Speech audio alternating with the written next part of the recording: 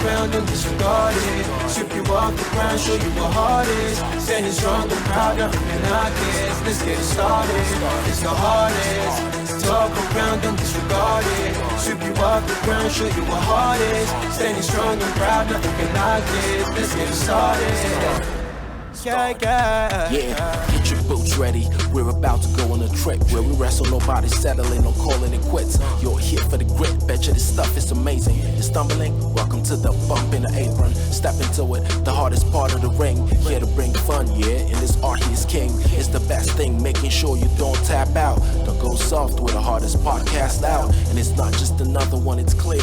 Off the rest, in this content, none contest. Take the nonsense off the steps. You know it's nothing but pure gems when it's coming off the chest. Get it?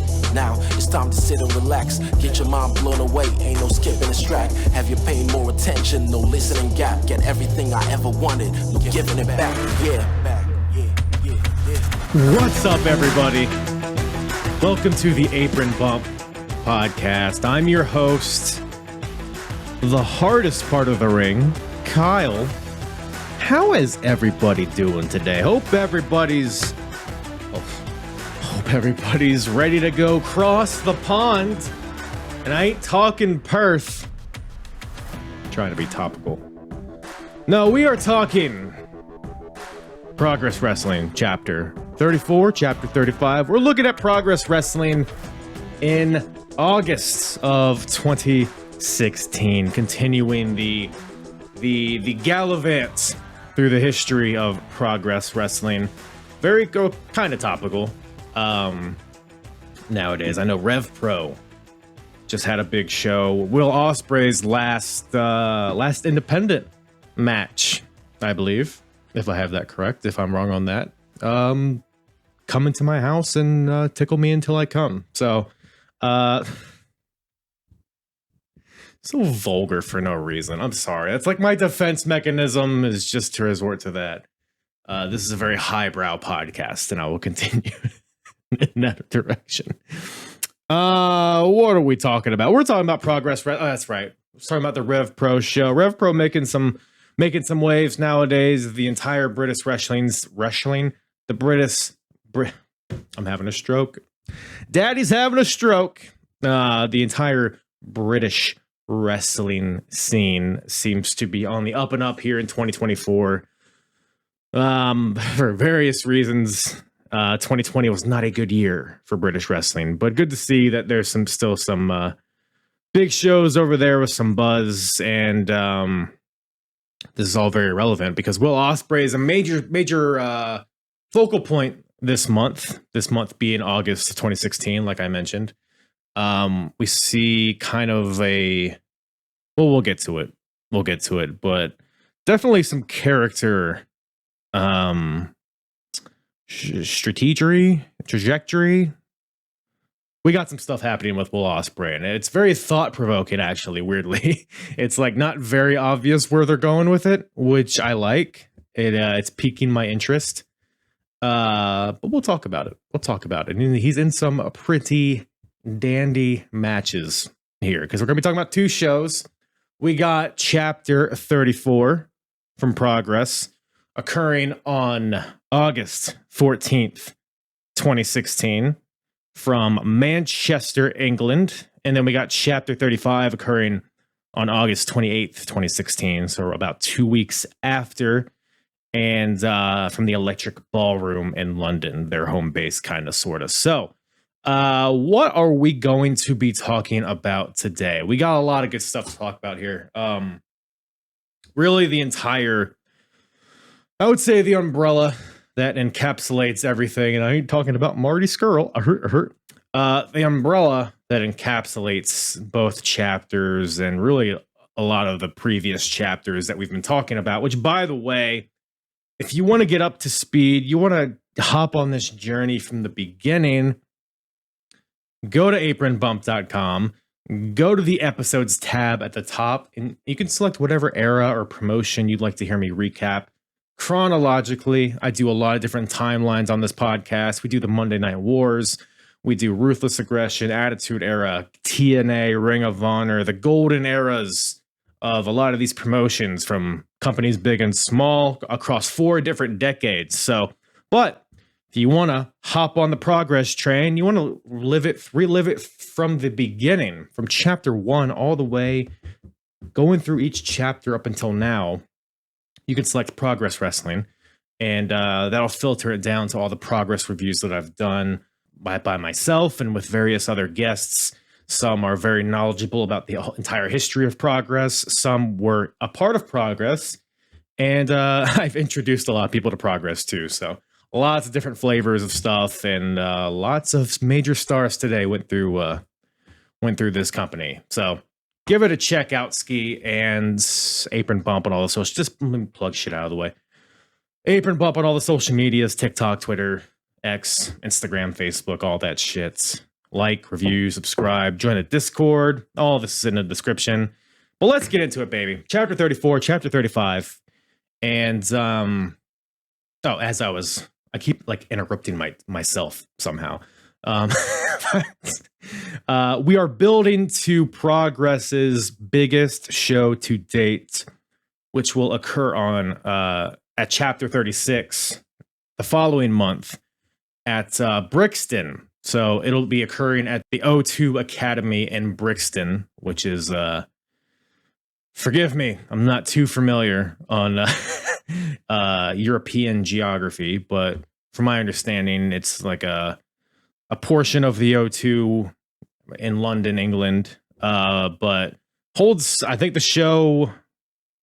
And by the way, towards the end of this, we'll kind of look forward as far as what the card is for Brixton, which is essentially they've been building it as their WrestleMania for Progress, the biggest show that they've done to date.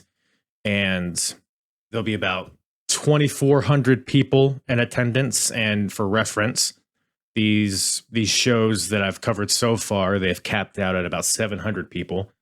Now, they're jamming people in, but they're getting a bigger room to accommodate the increased buzz that Progress is getting at this point in 2016. We're entering a really hot period for British wrestling, so looking forward to that. But basically, these 2 cards that we're going to be talking about, we're building to that big show.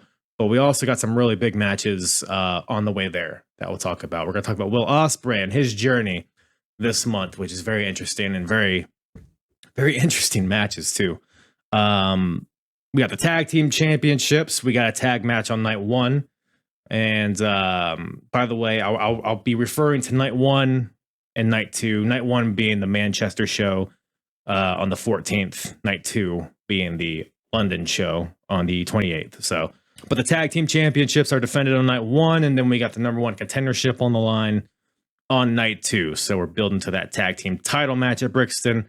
We're finalizing the Atlas Championship finals, which the first Atlas champion will be crowned at Brixton as well. And of course, Brixton being chapter 36 for, did I say that already? Probably not. We got some women's division action that we'll be covering. Got some debuts in the women's division of people that may or may not be on WWE TV nowadays. And of course, we got the world title, 1 being defended.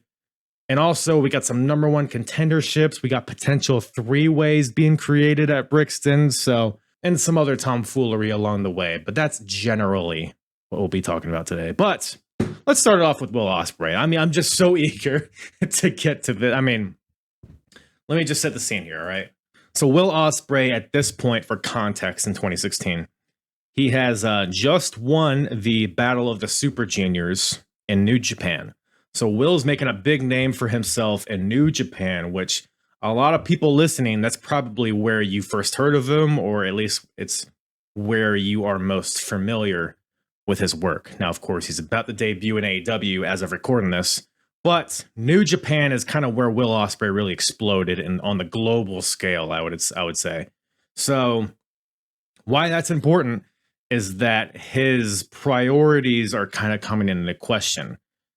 You know, how much time can he dedicate to wrestling on the British scene? And he actually makes a note of that in a promo here, which we'll get into. But it's very interesting because Will, he grew up in British wrestling. Like, when I say that, I mean like he started out as a scrawny dude, just one half of another high flying tag team, eventually broke out on his own, kind of cultivated his own character, bulked up a little bit, showed his star power, and he was the one that ultimately dethroned Jimmy Havoc, which was a major thread throughout chapter 10 through 20. So Will, he's like the progress guy. He's the poster boy of the company, arguably, at this point. And he hasn't wrestled a ton in 2016. He lost the title to Marty Scurll earlier in the year, I believe, and hasn't really, because like I said, he was just in New Japan. So he's been doing a lot of that. I'm sure he's been wrestling in the States as well. It's almost like he's starting to outgrow this, or at least like that's how he perceives it. And it's kind of like a seesaw battle. Like as a fan watching this, right? And I could be totally wrong. Like I said, I'm going through progress in real time as if this was happening. Like I don't know what happens. I don't know what happens with his character going after this. How much he's a part of progress, but.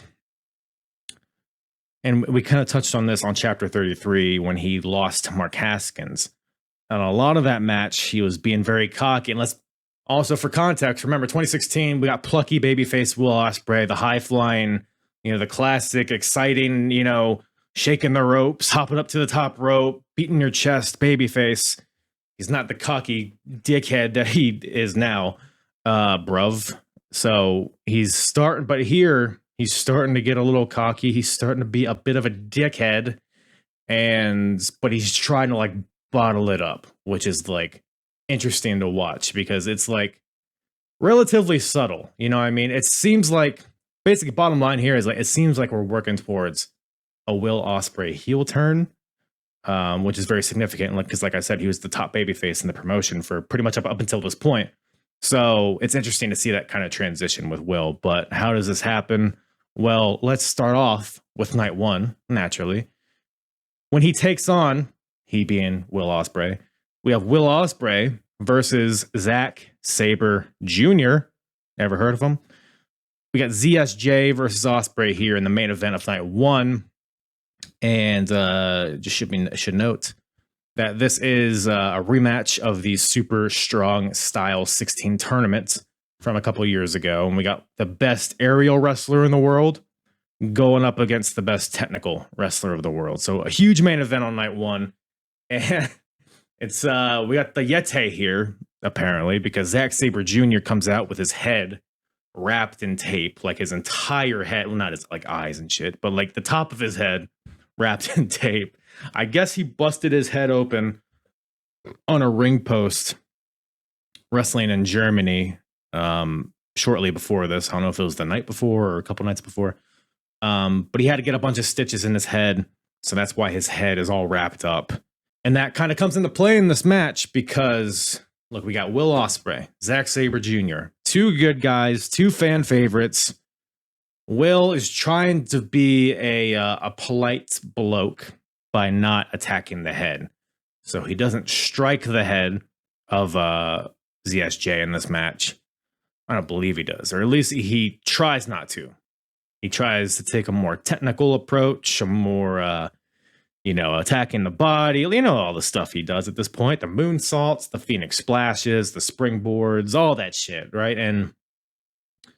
But the match starts out with heavy chain wrestling, and naturally, Zach's gonna have the upper hand as far as that goes, but I mean, Zach is just tying Will in knots. There's one point where Zach has Will tied up in the ropes, like upside down. I don't know how to describe it. It's like, Tajiri's tarantula.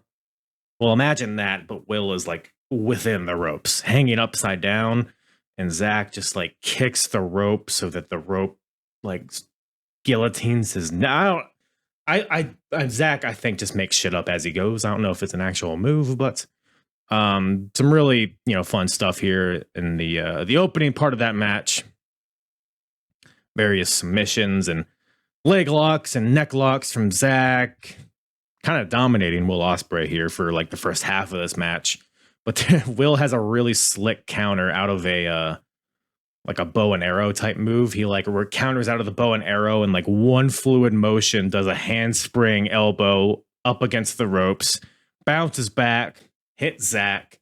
And it's at that point where Will starts to fire up, you know, throwing, I guess him and Okada are buddies. I think they're in the same faction at this point in New Japan. So he's trying to throw Rainmakers, but it keeps getting countered.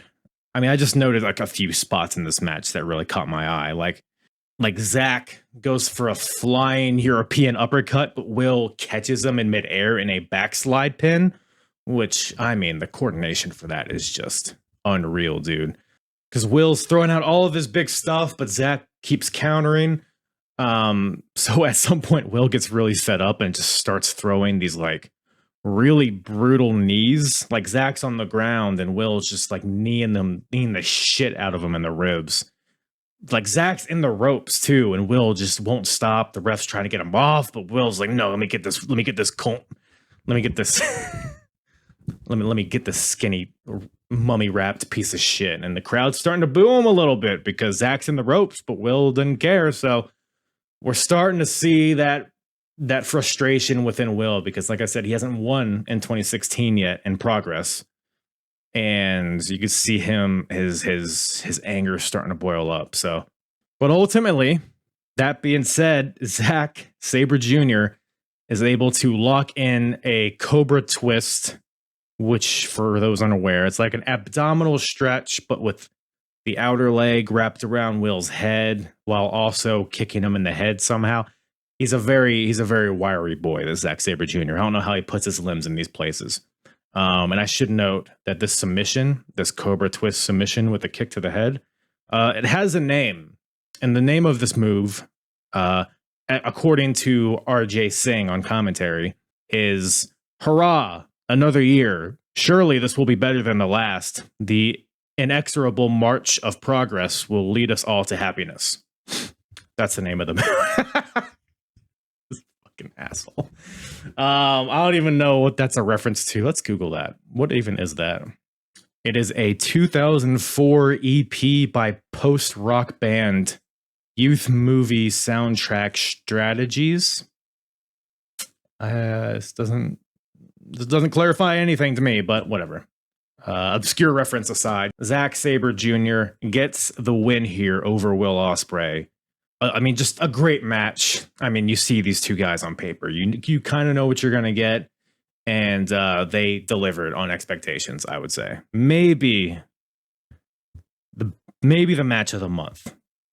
It's top 3 for sure. And spoiler alert, another one in the top 3 is another Will Ospreay match. But before we get there, just wanted to shout out that match. And love the story of Will kind of fighting his inner demons a little bit by not striking Zach in the head, but kind of being a dickhead by kneeing him while in the ropes. It's all very subtle, and I like it. It's very gradual. We're doing a crescendo here to a potential heel turn for Will. At least it's what it seems like from the naked eye, and I am naked. So, but like he's keeping it all inside. He's like bottling up this anger, but that kind of leads to his downfall a bit. So. And on the other hand, for Zack Sabre Jr., we are also building to Brixton, and Zach and Tommaso Ciampa are going to have their rubber match because they've faced each other twice before in Progress. They've each won one match apiece, so they're going to have a 2 out of 3 falls match at Chapter 36. So Zach comes out of this looking like a killer. All the more build for that match as well. So love it. And seeing Will kind of spiral here, but hey, maybe he'll turn it around, right? Because he has another chance at victory here on night 2 this month when he takes on Swerve Strickland.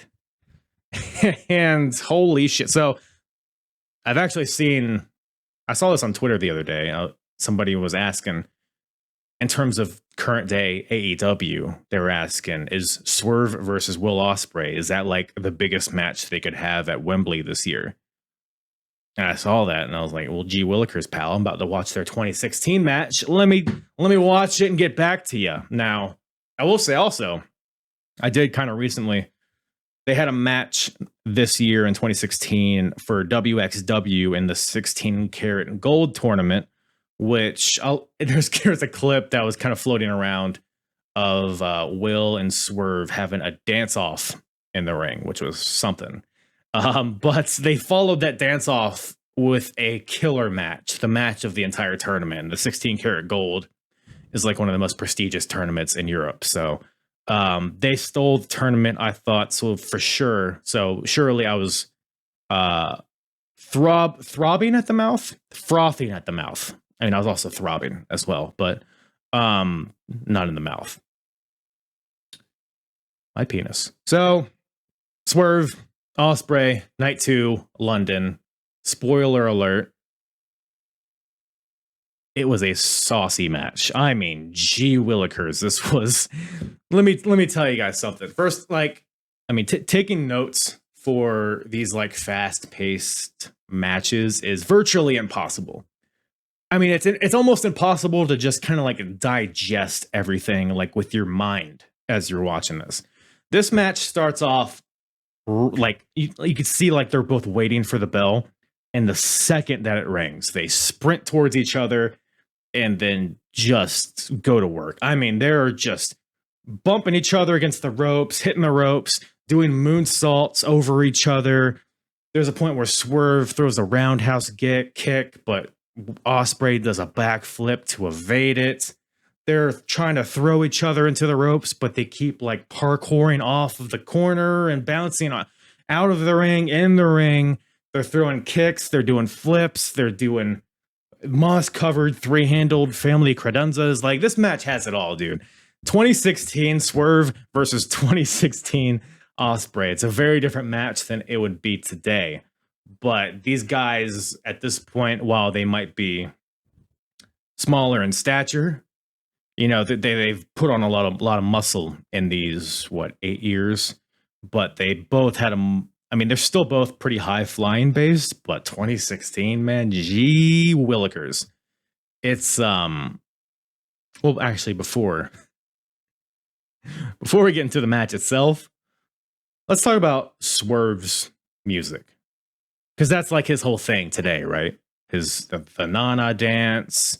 Swerve when he drives, that whole thing, which is like a pretty badass song. It's very like, I guess, ominous. It's like kind of slow, but it's also like, I don't know how to describe music. It's like it's got some bass to it, and you can dance to it, but it's kind of methodical. With that in mind, here's what he came out to in 2016.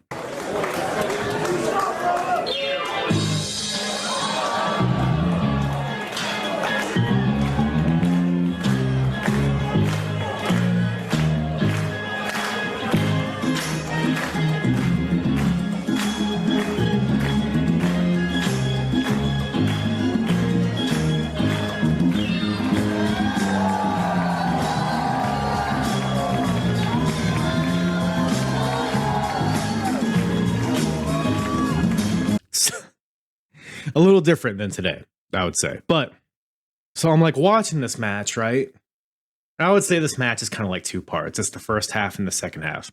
First half is very, you know, like what I just described. It's a lot of high flying, a lot of intricate, kind of like both guys are high flying, so they're trying to out high fly each other. So it's a lot of acrobatics. It's a lot of, dare I say, choreographed spots, as a lot of people would describe them, and I wouldn't say that they're wrong. What do I think about this style, though, is the question.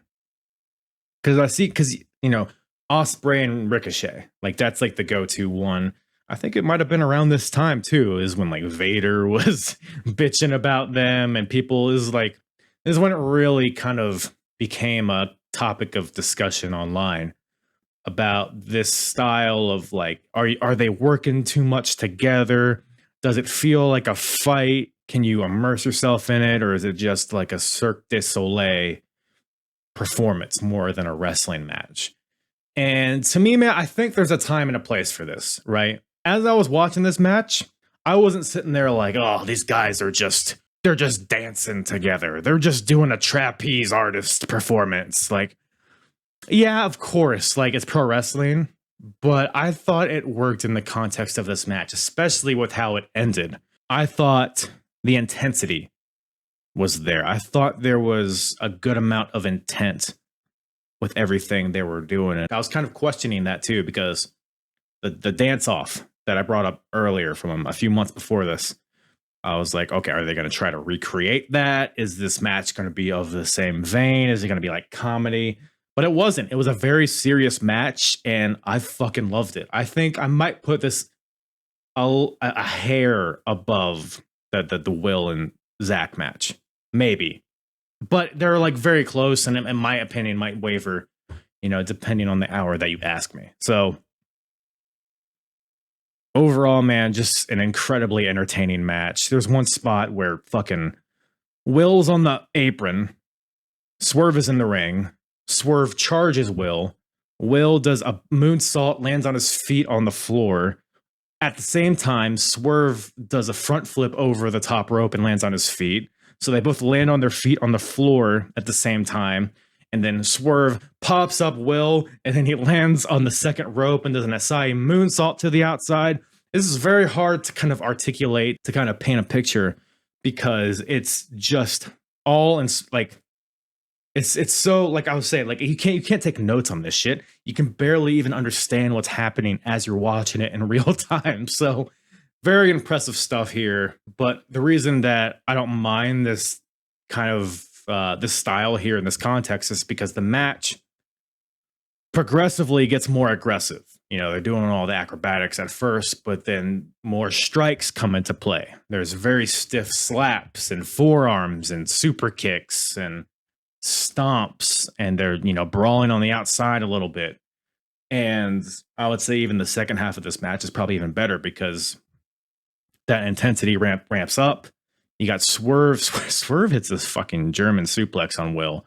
I've never seen anybody land on their head more than this German suplex right here, because a lot of times it's like, oh, they land on their head, but they kind of rolled out of it. They like let the momentum carry them forward. They tilted their heads, so it wasn't like, no. Will just penciled like into the ground, bounced up, and seemed to be fine somehow. But that was pretty scary. Will fights back with some strikes, hits a 450 splash, but appears to injure his shoulder in the process. So Will, he's like clutching at his shoulder. He rolls to the outside of the ring. You see he's kind of sitting against the ring. Medical comes out. Refs come out. They're checking on him. But Will's like, no. I'm a valiant warrior. I'm going to get in there. I'm going to fight through this injury, because the Progress fans deserve it. And I have fighting spirit and all of that stuff. So Will, he's clutching his shoulder. He rolls in the ring. He crawls to his feet. And then, bam! Will's playing possum, throws some sort of kick at Swerve, hits a Robinson special, which is that kind of like cyclone kick, Trouble in Paradise type move, when the guy's like on his hands and knees, and then he does like the twirl and then a kick to the back of the head. Kick, Robinson special, hops right to the top, spinning shooting star press for a 2 count. Meanwhile, in the background, a chorus of boos. I haven't heard boos this loud since Jimmy Havoc was around. Well, other than Zach Gibson. But other than that, I mean, Will Ospreay has some heat, bruv. People are not happy with the bruv here. And there's even "fuck you, Will" chants, which is insane, because a year before this, year and a half, whatever it was, Will was the top guy. He was the chosen one. Like I said, he dethroned Jimmy Havoc. He was the guy, and now he's just a dickhead. Will, he gets a 2 count off that shooting star press, still kind of capitalizing off of the playing possum deal. Just now it's just ground and pound. He mounts Swerve, just starts just throwing haymakers and elbows and knees against a defenseless Swerve. He's just beating him into the ground. Swerve's in the ropes. He doesn't care. More boos.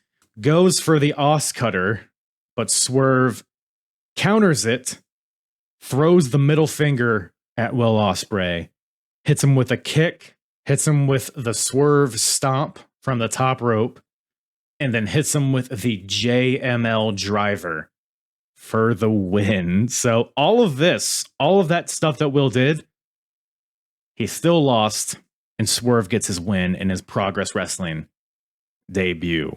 So Swerve comes out the winner, and which makes Will look even shittier because he's like, oh, I turned my back just to lose. So it's at this point where Will tries to do some damage control, and I'm not talking about Bailey. Swerve wins. He starts leaving.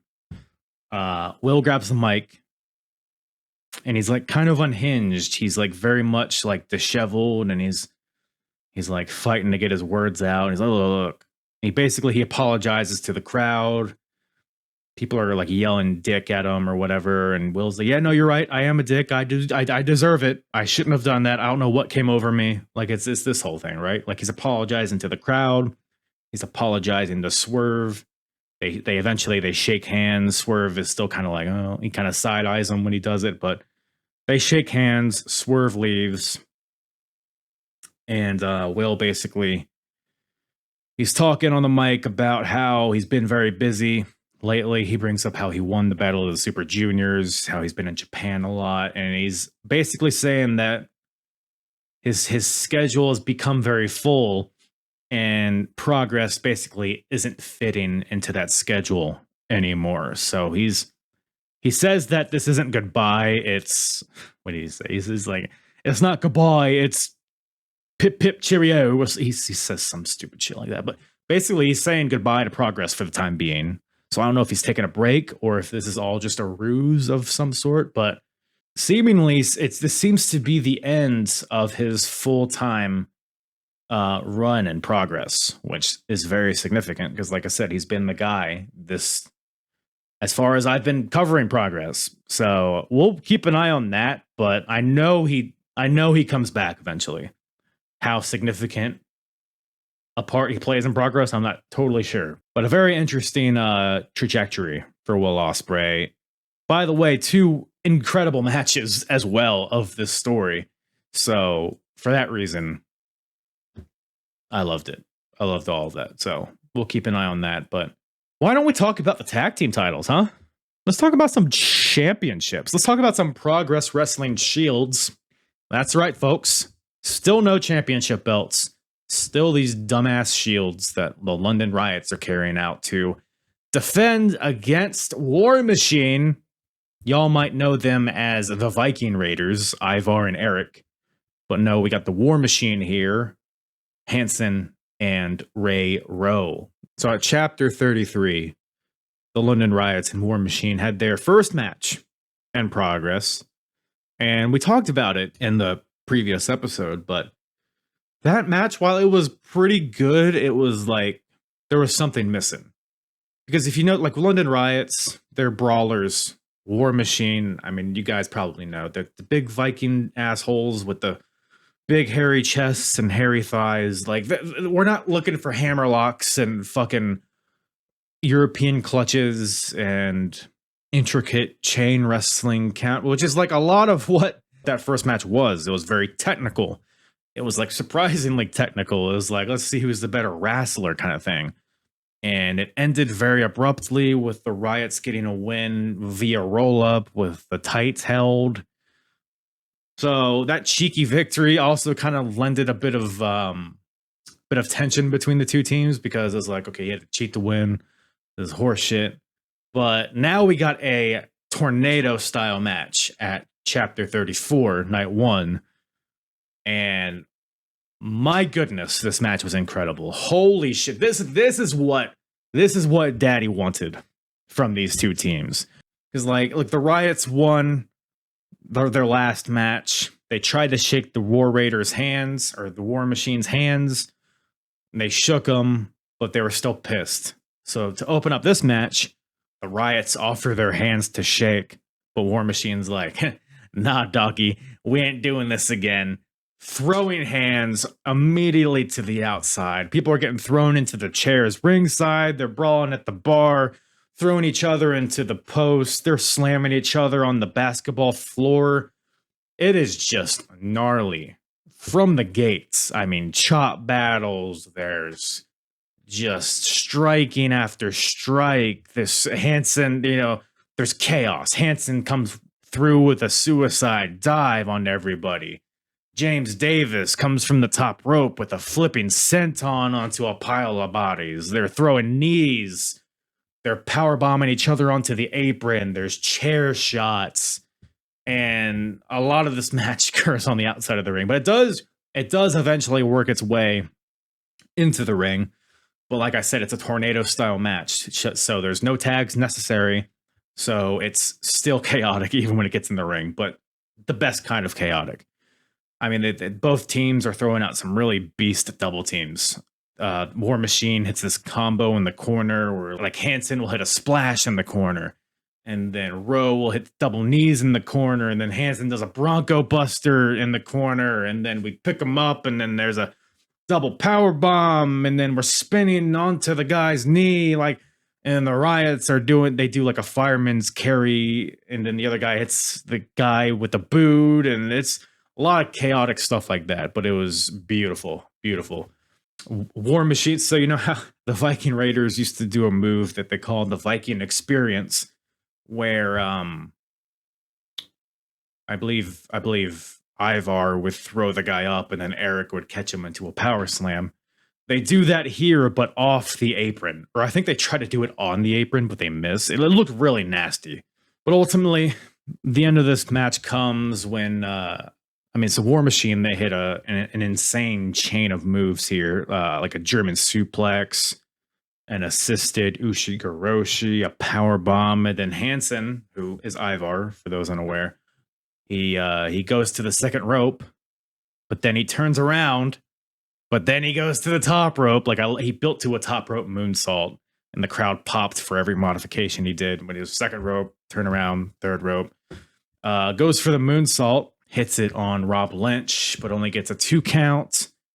But ultimately, the London Riots are able to fight back and hit the District Line, which is like an assisted power bomb, basically a double team, and that gives them the win. So the London Riots retain the tag team titles, and just a belter of a match. So you know how the 2 Will Ospreay matches were both in the top 3.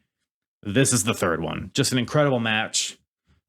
Like I said, it is what I expected from these teams. And it was playing to both of their strengths, and it made me miss War Machine. Like, I know they're in WWE, Eric's out with an injury, whatever, but they did some great stuff in NXT. But ever since then, man, it's just like, I don't know if they just haven't been given the spotlight, or if they just spent too much time doing the goofy ass, Ivar holding the turkey leg and all that shit. Like, I want these killers back. And I'm also not too crazy about their current, with Valhalla there, and they got the shields and the face paint and the beard paint. It's just like, just let these guys be killers. Just let these guys, we get it. We get the Viking influence. It doesn't need to be hammered on the head. I don't know, man. Just let these guys be killers. They go in the ring. They can have an awesome match. Like, their match with Ricochet and Aleister Black is one of my favorite matches of all time. Let these guys be killers, because this match here, it just made me miss that for sure. So the Riots retain the titles. So now the question is, who are they going to defend these titles against at Brixton? Well, we find that out in night 2, when we have the follow-up of one of the most unexpected turns that I've seen in Progress so far. So on chapter 33, it was the Dunn brothers, Pete Dunne and Damian Dunn, taking on Mustache Mountain, the team of Trent Seven and Tyler Bate. But Trent Seven turned on Tyler Bate, and Pete Dunne turned on Damian Dunn. So now we have just kind of switched those partners. And now we have a tag team match here at chapter 35. Damian Dunn and Tyler Bate versus Pete Dunne and Trent Seven, who have acquired a new name for this duo, I guess. They have a name for their tag team called British Strong Style. Yeah. So I know this would go on to include Tyler Bates. I don't know if this is like imminent here or if that doesn't happen till later down the line or if that's even like an on-screen thing, but this is at least the progress debut of the name British Strong Style. I mean, they even have t-shirt that this team was seemingly only formed 2 weeks ago and they already have t-shirts that say British Strong Style on the front. They got middle fingers on the back. It's good shit. It's good shit. It's just it's also because as of recording this, later this week, WWE is going to Perth, Australia, and the tag team titles are going to be defended. And the challengers are Tyler Bate and Pete Dunne, which everybody, I don't think they have a new name, New Catch Republic, I think. But everybody online has been calling them British Strong Style. So it's cool to see like the early foundations, the early seeds of this whole dynamic here with Tyler Bate, Pete Dunne, Trent Seven. Damian Dunn feels like the odd man out here, but I mean, he showed up in this match for sure. So respect to that. But just another fun tornado style tag team match. It wasn't officially a tornado match, I don't think, but that's essentially what it was. It's a quick start because obviously Tyler Bate and Damian Dunn are pissed at the double turn at the last chapter or a couple chapters before this. So the brawl starts on the outside before British Strong Style can even make their entrance. And it's honestly very reminiscent of the previous match I just talked about. A lot of, throwing each other into chairs, spots on the apron, dives to the outside. And as I'm like talking about this, let me throw this at you. Let me toss this your way and see how it tastes. Because my previous episode was covering ECW in 1996, and I've covered a lot of ECW so far on this podcast. And there's a lot of outside brawling, a lot of crowd brawling in ECW. And then now I watch this, which is 20 years later. It's amazing how much like this outside brawling, like whatever that style is, it's amazing how much it's progressed, whatever. Pardon the pun, but because ECW, you'll watch like the Gangsters versus the Eliminators, and it's just so mindless. Like nobody's selling anything. It's just walk, punch. Here's a piece of a table. Oh, it doesn't hurt me. Punch, kick. It's all very nonsensical and hard to follow and almost boring a lot of the times. Whereas I watch it here, maybe it could be just improvement in technology. You can see more of it. The lighting's better. The cameras are better. But it just seems like there's more of a structure to it. Like it's still chaotic and it's still like a fight. But there just seem to be like, there's like chapters in it. There's like milestones they're hitting. It's not just like, well, let's brawl for a little bit and then we'll figure it out. Like, I don't know. It just struck me watching this match how much I enjoy this brawling style and progress than I do in ECW. At least from what I've seen so far. But just wanted to throw that out there. See if you disagree. If you agree, let me know. But they worked their way back into the ring. Some fun double teams. There's a Trent Seven has Damian Dunn up for a pile driver, and Pete Dunne kicks Damian in the face right before the pile driver. So that was a fun 1-2 punch there. But they're building in this match because the interaction you want to see coming into this is Tyler Bate and Trent Seven, and they don't really come at odds until they all get back into the ring. Pete Dunne gets knocked to the outside. Damian Dunn gets knocked to the outside. So now it's just Tyler and Trent. But the other guys get back in the ring and they kind of stop the one-on-one interaction there. And eventually though, they do find each other, and Trent hits Tyler with a dragon suplex, but Tyler hulks up.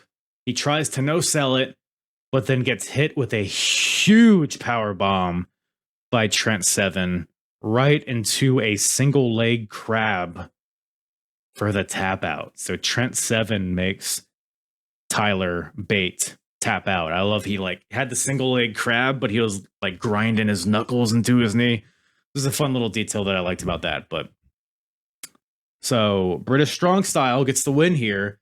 And I should also mention that during this match, the guest commentators are the London Riots, the tag team champions. So BSS wins, and then they point at the Riots who are up on the stage doing commentary. They go to them, and then they start having a shoving contest, and there's a little bit of a pull apart between these two teams. So we will be seeing this match at Brixton for the tag team titles. So fun build to that, but also just a fun match here. The debut of BSS here, which is fun. So, but hey, speaking of championships, let's talk about the Big Tasty Fuckers Championship. The Atlas title tournament continues and comes to a culmination. Well, it'll culminate at Brixton, but we find out what the finals are going to be, and we find out which two tasty fuckers are going to compete to be the inaugural champion at Chapter 36. But on the way there, we got a few matches on night one to set up the two semifinal matches on night two. And of course, those two semifinal winners will face each other at Brixton. So how do we get there? I'm not even going to bother recapping the scores because honestly, like, look, this tournament with progress is the nature of it. And it's kind of the same thing I thought about, like all the natural progression tournaments, the first few that they've done. They just span such a long time to the point where you like forget where anybody, like who's in it, who's in the hunt, like all that stuff, right? And I think nowadays, correct me if I'm wrong, I could look this up, but I won't. I believe the natural progression tournaments are like a weekend thing. Like they just do it all at once. I could be a little bit wrong there, but the Atlas tournament is kind of along the same vein. It started fucking 18 years ago, it feels like. But we're here now. It's a round robin tournament, 2 blocks of 4 people. And basically the people who are in the running at this point, well, let's talk about it. So the first, I guess, quarterfinal match would be Dave Mastiff taking on Easton Reese. And I've talked about Easton Reese. I think his name's stupid. I think his name is unfinished. But the guy has a good fucking look, man. I noted this. I don't know why this came to mind. I think Easton Reese would fucking rule in like 2004 SmackDown. You know, you have all these big, handsome, jacked up dudes wearing tights and short hair, like everybody kind of looked the same. Easton Reese kind of falls under that category, but his in-rings, I would say it's better. Easton Reese is a better wrestler than fucking Luther Reigns or Mark Jindrak or Chris Masters or whatever the fuck. So respect to Easton Reese, but he didn't really make much of an impression on me in this tournament, but dude has a killer look to him. Oh, for sure. He's a tasty, tasty dish. And then on the other side, you got Dave Mastiff, who is, I mean, he's a tasty dish as well, but he's, Easton Reese is like a big slab of elk, whereas Dave Mastiff is a fucking ribeye. He's just a big, beefy boy. But their match here, night one, honestly didn't do a lot for me. It was very short.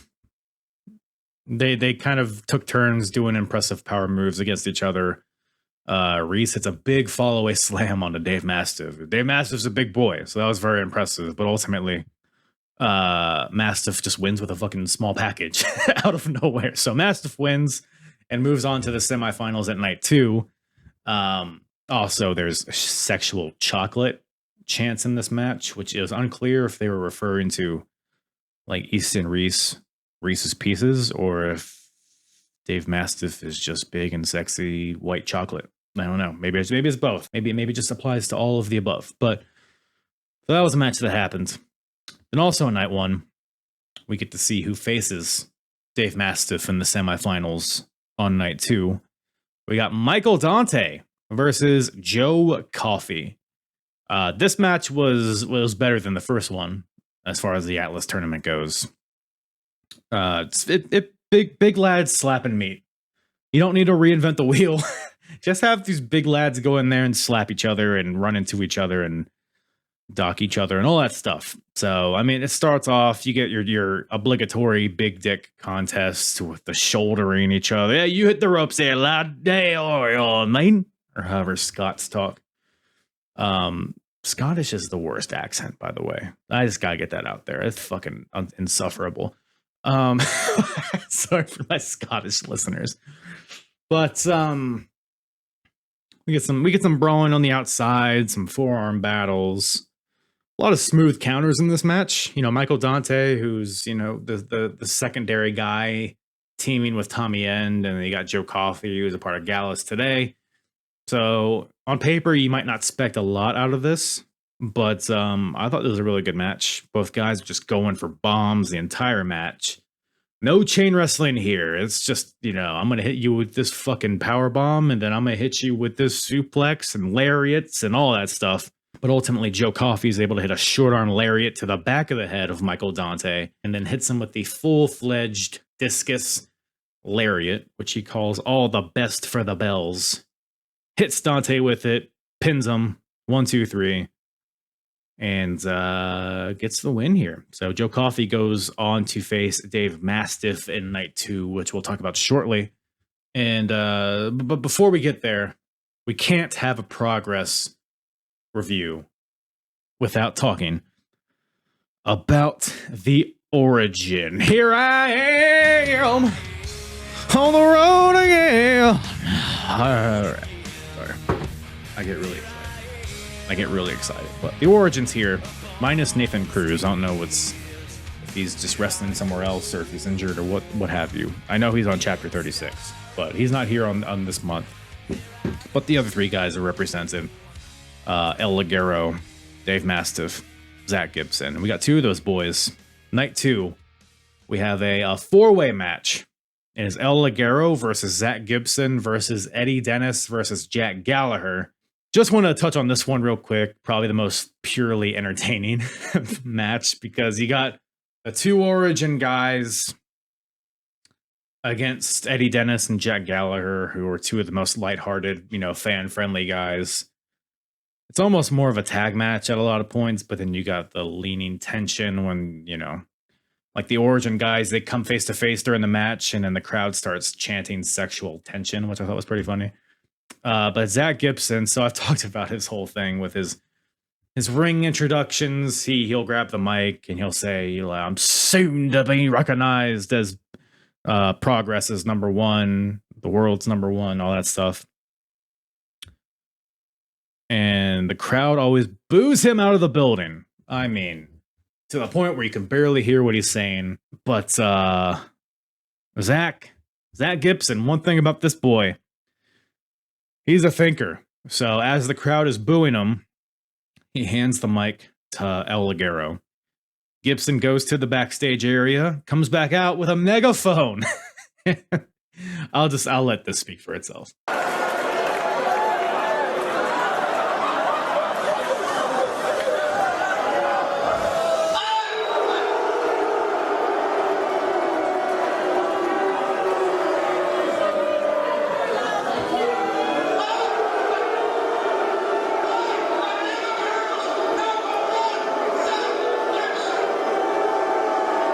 So it's a lot of that. I mean, the match is what it is. It's a pretty entertaining match. There's one point where Zach Gibson and Ligero come face to face, like I mentioned, and then they like fake hit each other, like slow motion chops and slow motion forearms. And by the way, you got Dave Mastiff on commentary, who is obviously their stablemate. So Dave Mastiff. Here, I'll let it play. This, of course, is a 4-way. 1 fall to a finish, man. Well, let me tell you something, Glenn. Business has just picked up. We've got El Ligero and we've got Zach Gibson, Liverpool's number 1. Think it through, lads. No one cares about you, Glenn. This is... Hey, listen to these divs. Listen to what they're saying to my mates. Is there any sexual tension in the Origin? Definitely not. We get it regular. Lads, what are you doing? Oh, look at this strong. Both these guys! Both these guys! Both these guys! Both these guys! Both these guys! Both these guys! Devastating. Fight forever! Fight forever! So, at some point also, because here's another thing, another running thread through all these recaps and all these shows. The crowd loves to chant, "Where's my car stereo?" at Zach Gibson, because Zach is from Liverpool. And from what I gather, it's not a very friendly place. And I guess your car stereo is apt to get stolen in Liverpool. So what has Zach done? Well, he has under the ring a car stereo. He pulls out a stereo and tries to hit Eddie Dennis with it, but ends up missing. Ultimately, Ligero goes for his C4L DDT onto Jack Gallagher. But Gallagher counters into a single leg Boston Crab with an ankle lock, kind of. It looked excruciating, whatever it was. But Ligero taps, and Jack Gallagher gets the win. And I mentioned this last time, but he's coming off of the Cruiserweight Classic, or he's about to at least. So, but he has a lot of momentum behind him. So Jack gets the win. He pretty much does nothing but win here in Progress, is what it seems like. But Origin does do a little Pearl Harbor job afterwards. They eventually hit both guys, both Eddie Dennis and Jack Gallagher, with the car stereo. They lay him out, and I believe that builds to a match at Chapter 36. So we got that cooking. I throw this into the Atlas talk because Dave Mastiff was a part of that. And right after the match, because Dave Mastiff's already out there, he has his semifinal match against Joe Coffey. I'll say this: Mastiff, Joe Coffey, maybe the best match of the tournament. I'll say that. There's been some good matches, but man, it's just like, I think the face heel dynamic of this match works really well. And I say that just because, like, it popped in my mind during this match, because I'm watching this and you got like Dave Mastiff, obviously he's part of the Origin. So he's being a proper dickhead, and he is doing all these power bombs and the sentons and the cannonballs in the corner. An easy guy, and like a very palatable like villain, like a very, oh, this guy's a fucking brick shithouse. How are you gonna take him down? Then Joe Coffey, the dude, he's flying all over the place, and not flying like, you know, springboards and intricate moonsaults or whatever the hell. It's like, it's just like a high energy to him. Like he'll do running strikes in the corner, flying uppercuts. He'll like jump off the top rope and roll to evade Dave Mastiff. And he just, like, in general, just a very energetic, lively character Joe Coffey is. And this came to mind watching this is because their runs in WWE, Dave Mastiff no longer there, but Joe Coffey's still there in Gallus. They always kind of come off to me as like side players, like B players.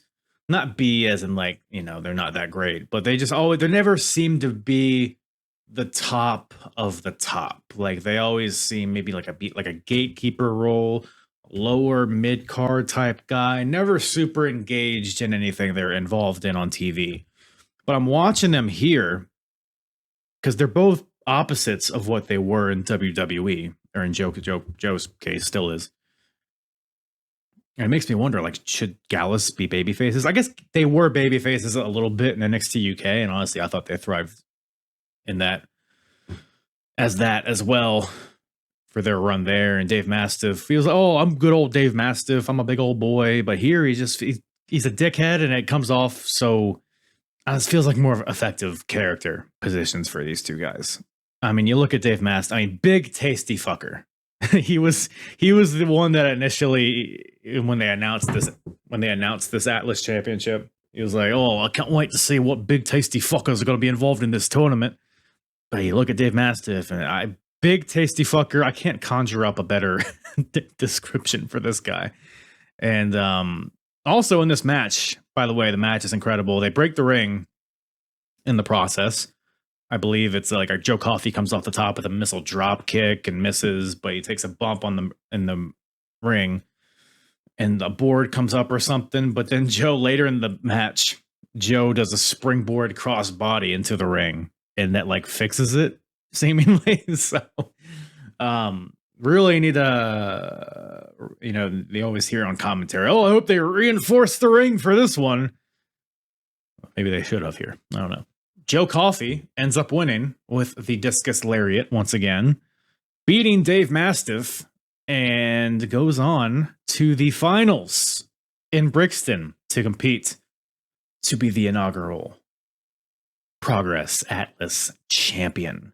But who will face him? You may be asked, and I know you all are yelling that at your radio, but the hardest part of the ring, who is Joe Coffey facing for the Atlas Championship? Well, you just hold on for a goddamn second. Let me tell you. We got also on night 2, we got Rampage Brown versus T-Bone.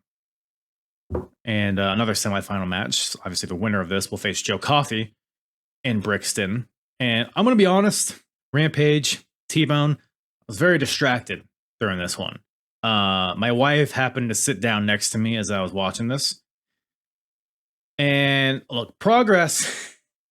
One thing about Progress, I should say, I don't know if I've mentioned, they have tremendous camera work. Like, it looks beautiful. It looks almost cinematic, Progress Wrestling. Especially, I've been watching Rev Pro and OTT, and of course, I've watched like Ring of Honor, and I've been watching PWG and WXW and whatnot. And it's like all these independent shows, these promotions, they have similar camera work, but Progress Wrestling it just looks really good. Like the smoke in the background, the lighting, and all this looks really good. But this has detrimental effects when the camera is just zoned in on the gooch of these big hairy bastards in this ring. I don't know what it was about this match, but it seemed like every time Rampage was on his back, the camera just got right into his dick and balls. And Rampage is a hairy fella. It's not exactly what you need. Like, God bless him. I know it makes you aerodynamic, these trunks. But, man, I don't know how he keeps that package in there, this Rampage Brown. And T-Bone. All right, T-Bone. He has a singlet in this match. It's maybe the worst singlet I've ever seen in my life. It's too small. It's like, imagine you are wearing a singlet and you had like ropes attached to your shoulder straps, and it was pulling the shoulder straps up to the point where you're getting an atomic wedgie. That's how this singlet just felt by default. Like, it felt like it was all the way up there, and it just didn't look good. It was very, very bad. So I was very distracted by all of it was just a lot. It was a lot to take in. But T-Boner eventually hits a tombstone, or he gets it countered. And Rampage hits a tombstone of his own. Hits a stump pile driver. So he hits a tombstone, Rampage does, and then a stump pile driver. And then T-Bone gets up, is like, give me some more. Come on then. Or whatever you guys say. And then Rampage is like, all right.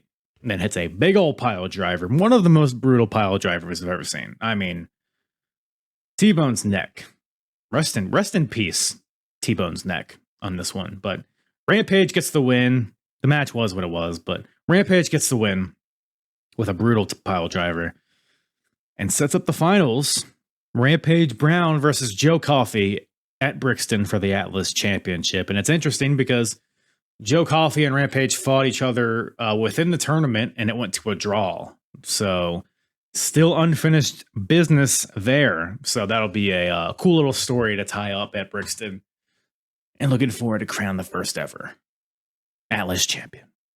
But let's touch on the women okay, that was a bad way to phrase it. Let's touch on the subject of women's wrestling on this month. So night 1, I'll just touch on this briefly. So we got a six-person tag match. Jack Sexsmith, Pollyanna, and Roy Johnson taking on the South Pacific Power Trio.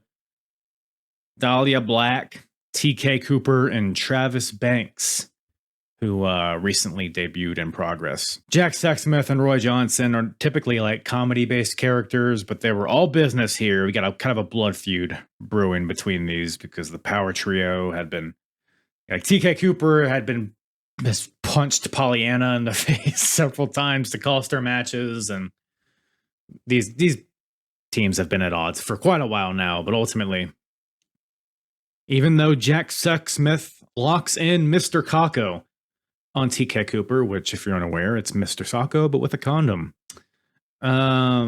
He's able to fight out of it, and they hit this sick triple team where TK Cooper hits Sexsmith with a Death Valley driver after Dahlia double stomps him, and then he lands on Travis Banks's knees. So it's like a very wacky, like if you've played Mousetrap, the board game, it's very like a lot of different things have to happen for this move to hit. But it looked pretty cool for what it was. So the Dahlia Black, TK Cooper, and Travis Banks get the win there. And it should be said that the women's title is not a thing yet, but there will be a tournament that commentary says is going to start in the autumn. Sometimes they say autumn over there, I guess. It starts in the fall. So probably after chapter 36, because it is not happening at Brixton. But Pollyanna and Dahlia Black, I would assume, would be a part of that tournament. And two other ladies that I would assume would be a part of this tournament are Laura De Matteo and Ginny. And they are involved in a mixed tag match on night one. It is Laura De Matteo and Mark Haskins versus Ginny and Marty Skrull. So very interesting to see the women kind of involved here in the world title picture, because Marty Skrull just won his Progress Championship back from Pastor William Ever the last chapter, and Mark Haskins is the #1 contender. So they're both involved here. And I mean, not a ton to say about this match. It was a pretty fun match, honestly. I thought Ginny and Laura had a lot more chemistry here than their previous singles match. It's been a long-standing story with those two ladies. How, you know, Laura was like the servant of Ginny, and then she fought back, and now we have, you know, the rivalry brewing between those two. And Laura got the win over Ginny. It's either chapter 23 or it's either chapter 33 or 32.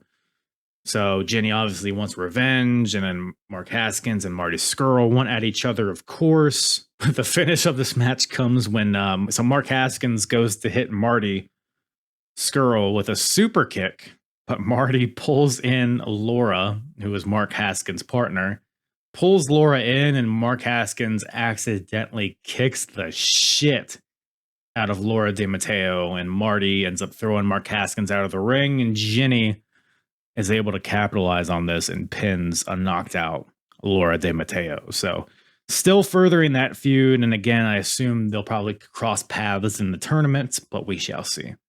But more to say on Haskins and Skrull later in this, but we just need to touch on some debuts here in the women's division as well on night 2. Alex Windsor versus Nixon Newell. Let's say Newell. Nixon Newell, you might know her as Teagan Nox, debuting here in Progress. And Alex Windsor, that's a name I've always heard, but this is my first proper match I feel like I've seen of her.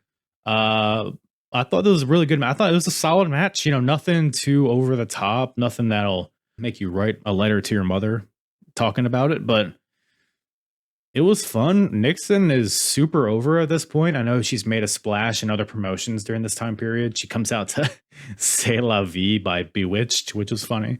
I mean, you know, the ending stretch of this match, you have Nixon hits the shiniest wizard, but Windsor rolls out of the ring to avoid being pinned, and then Nixon tries to go for a suicide dive, but Windsor kicks her to block it, hits a tornado DDT on the floor, but Nixon's able to fight back with a roundhouse kick and a tiger suplex with a bridge for the win. So Nixon, aka Teagan Nox, gets the win in her debut in Progress. Great intensity in this match was my note. I thought both ladies were clearly trying to make a name for themselves. They clearly saw the big stage that this was. A lot of times women's matches are kind of relegated to the Endeavor shows, but this is a pretty big spotlight for these two, and I was pretty impressed. I mean, I love Alex Windsor. Kind of seemed like a no nonsense cut type of gal. Her attire, funny enough, kind of reminded me of Mark Haskins, where just like the black tights, the black boots. Not necessarily like the MMA style or anything, but I thought it was very, very intense. Good strike-based offense from these two, I guess is how I would describe it, but looking forward to seeing more of them in the future. But before we get to the main event, before we get to the world title picture and how that all pans out, let's talk about Sebastian. Sebastian and Pastor William Ever. two pro Joe guys, two young up and comers. Pastor William Ever, of course, just lost his world title at Chapter 33 to Marty Scurll due to interference from Sebastian. And it was very random. You know, we talked about it. It's like we didn't understand what the motivation was for Sebastian interfering and what the story is here. But basically, we were left at Chapter 33 with Sebastian saying that he knew a secret of Pastor's and he was going to tell the world. So here, Chapter 35, Sebastian comes out, seemingly to explain his actions. And he basically says that Pastor was an unworthy champion. And Sebastian's basically jealous because, you know, Sebastian and Pastor William Ever, they came in at the same time, but the Pastor gained this popularity, whereas Sebastian kind of just fizzled away. So he calls out Pastor. Pastor comes out. And because remember, Sebastian allegedly has a secret over Pastor, but Sebastian's like, I'm not even going to say it. I want you to stew on the fact that I know the secret, and I want you to be bothered by it, and I want you to be terrified of me letting it. I have no idea what this is, if this even leads to anything. Sebastian has a chair, and he says he wants Pastor to hit him with the chair, which is very, like, I'm confused here as to why Pastor would not hit him with a chair. Is that just because that's not who Pastor is? Does he not know how to use a chair? I mean, does Jesus not sit in chairs? I guess not, probably, right? He probably just sits on water or whatever. So it's a bit confusing. Pastor is kind of just stoic out there. You would think he'd be a little more angry, but again, maybe that's just the stoic nature of his religious character. But Sebastian's trying to get him to hit him with a chair. He slaps him in the face. He spits in his beard, but nothing. And then Sebastian just eventually gets fed up with it and hits Pastor with a low blow and kicks the shit out of him with the chair for a while, like several chair shots to the back. Security comes out, pulls him off, and but he's able to he fights his way back and wraps Pastor's arm in the chair, then grabs another chair and concertos Pastor's arm with it. So this all just felt very weird. I'm still confused as to why this is happening. Really, it seemed very like a very abrupt character shift in Sebastian, because initially he was like a comedic tag team guy with Tom what's his face, and now all of a sudden he's just a dickhead. So, and Pastor, like I said, I feel like he should have been more angry. I don't know. Maybe this will all pan out and explain itself, but just a weird little segment at the end of night 2. But let's close this baby out talking about the Progress World title. So let's just basically what we're going to do here is we're going to set the scene for Brixton, because as it stands after, as Chapter 33 came to a close, Mark Haskins had won the #1 contendership, and also Marty Scurll walked out the world title. So we're led to believe that it's going to be Marty Scurll versus Mark Haskins in Brixton. However, we have some potential modifications to this match. So on night 1, we got a Progress World Title contendership match. So it's Tommy End versus a mystery opponent. And the stipulation is that if Tommy End wins, he gets added to the world title main event at Brixton. So, and the mystery opponent is chosen by the current world champion, Marty Scurll, who ends up picking Zach Gibson to face Tommy End, which was a pretty decent match. The ending stretch, you have Gibson hitting the lung blower off the second rope to Tommy End, but he's able to get the ropes to break the pin, and then there's some roll-up trading, submission trading. Gibson locks in the Shankly Gates on Tommy End, but he rolls through it and counters into a Dragon Sleeper. So there's some pretty seamless chain wrestling in addition to all the striking and whatnot, but ultimately, Zach Gibson goes for another lung blower off the second rope, but Tommy End counters with a flying knee and then hits the Black Mass Kick for the win. So Tommy End wins and earns his way into the world title match at Brixton, therefore making it a triple threat match. Tommy End versus Mark Haskins versus whoever the world champion is at the end of this month. So that brings us to night 2, where we have another match that has title match implications. It is Mikey Whiplash versus Mark Haskins. And if Haskins loses, Whiplash gains his number 1 contendership. So it'll be Mikey Whiplash replacing Mark Haskins in the main event at Brixton if Whiplash beats Haskins here. But don't worry about that, because Haskins kicks the shit out of Whiplash. Well, not really, actually, because Whiplash actually dominates a lot of this match.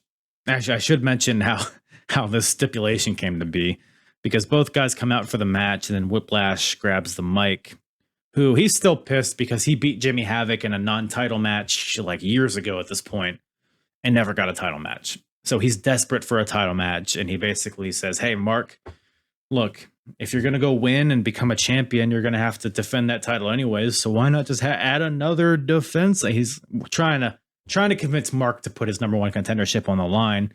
And he resorts to calling him a little bitch. And he said, why you be a little bitch in front of your wife? Because his wife's there.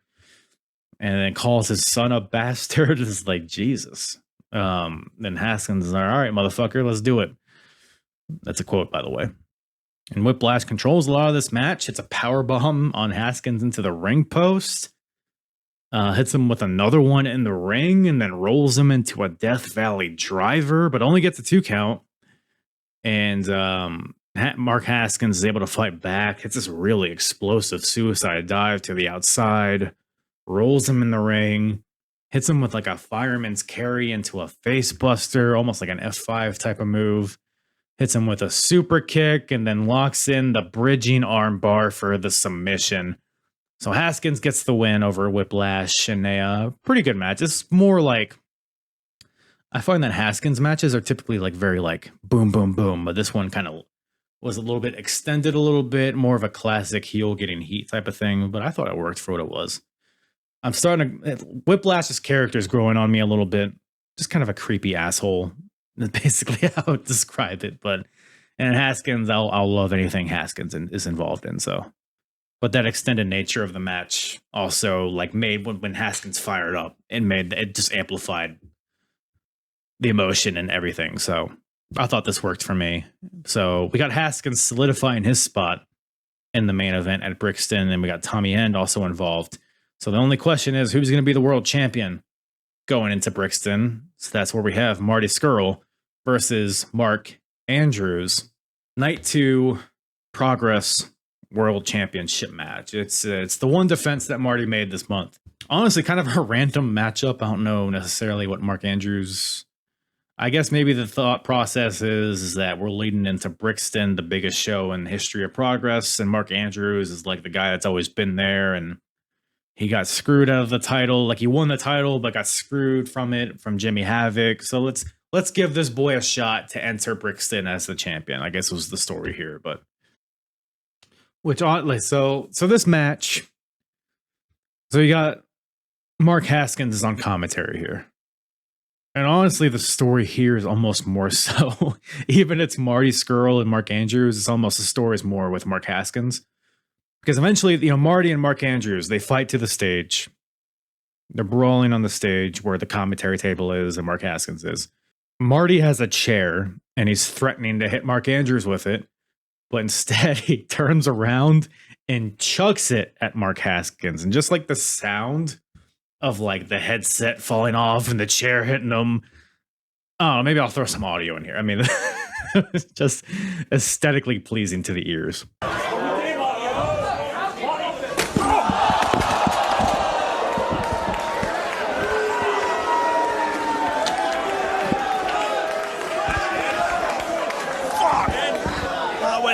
I'm busted. So Haskins is allegedly busted open. He gets taken to the back. Meanwhile, Marty threatens to gorilla press Mark Andrews off of the stage into the crowd. But Andrews scurries off. He hits him with a low blow so that Marty kind of rolls off the stage. But then Andrews hits a stage dive off with a flipping senton into the crowd onto Marty Scurll. Really cool visual.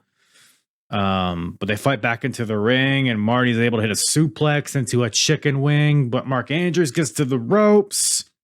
We got some ref shoving. We got the classic the classic spot where, you know, Marty's shoving the ref. He keeps shoving him, and then eventually the ref's just like, I'm gonna shove you, and then he shoves him into a roll up, and then a 1-2 kick.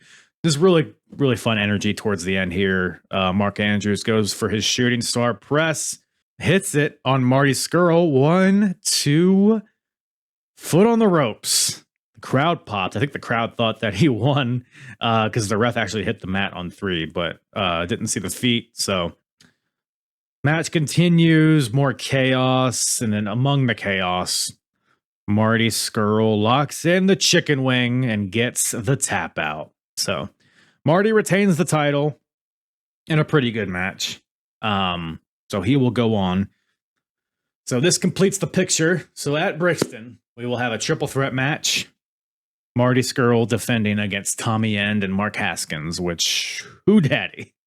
I am looking forward to that one. Absolutely. So, and then after Marty wins, the Origin comes out to beat up on Mark Andrews, which I don't know. I'm sure they don't like each other for some reason. I guess they traded the tag titles a little bit, but renewing that rivalry, I guess. So they're triple teaming Mark Andrews, but then out come Eddie Dennis, Jack Gallagher, and Damon Moser. Moser and Nathan Cruz had a thing with the Origin, and so you got this brawl to end the show with Andrew WK playing. Everyone fights their way to different exits of the arena, and then Marty comes back and locks in the chicken wing on Mark Andrews. It's a very chaotic end to this show. But Mark Haskins comes back to make the save. He's got a patch on his forehead from the chair previously, hits him with a super kick, and ends the show holding up the title. So that sets the scene for Brixton. We're going to have an 8-man tag with a lot of the guys that were brawling on this show in the triple threat. We got the Atlas Championship Finals between Joe Coffey and Rampage Brown. We got the London Riots defending the tag titles against British Strong Style. We got the third match of the series between Tommaso Ciampa and Zack Sabre Jr. We got, it's on Cage Match, it says there's a dark no disqualification match between Pastor William Ever and Sebastian. I'm wondering, like, why wouldn't that be on TV? But it's like, maybe they don't have faith in it. I don't know. Or maybe it's dark. Maybe there's just like no lights. There's no lights in the arena, and that's why it's called dark. But and then there's a 6-woman tag. Alex Windsor, Dahlia Black, and Jenny versus Laura De Matteo, Nixon Newell, and Pollyanna. So giving them some shine on this big show. So that's basically what we got for Brixton. That'll be the next progress review that I do. So keep an eye out for that. Make sure you're subscribed. Make sure you're following and all of that happy horse shit. But that's about all Daddy has for you today. Appreciate you guys tuning in. It's always a fun time checking out these progress shows and giving a gander, giving a little talking my way through them. Hopefully you're enjoying them, and hopefully you enjoy me, and hopefully you'll spit in my mouth and call me a little bitch. So that's it. Y'all take care now. Appreciate you stopping by. Rate, review, subscribe. Yeah, I already said it. Just get out of here. Why are you still here? Go. I'm hard. Yeah. And the hardest, talk around and disregard it. Strip you off the ground, show you what hard is. Standing strong and proud, nothing knock it. Let's get it started. It's the hardest, talk around and disregard it. Strip you off the ground, show you what hard is. Standing strong and proud, nothing can knock it.